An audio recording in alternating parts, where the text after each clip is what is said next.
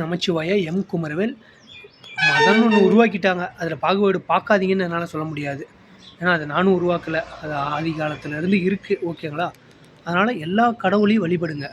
புத்தராகட்டும், இயேசுவாகட்டும், அல்லாவாகட்டும், நம்ம சிவபெருமான் ஆகட்டும், எல்லா கடவுளையும் எல்லோரும் வழிபடுங்க. ஆனால் மதம் மாறாதீங்க. ஓகேங்களா?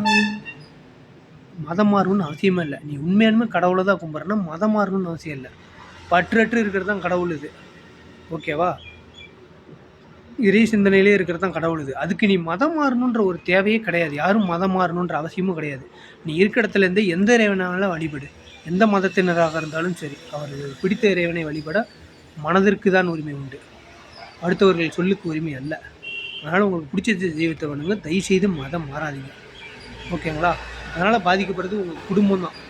யாருக்கும் பாதிப்பு இல்லாத செயலை இறைவனை மனதார வழிபடுங்க. ஓகேங்களா? அது மட்டும் தயவுசெய்து பண்ணாதீங்க. மனமே கோவில். அவ்வளோதான் நான் சொல்லுவேன்.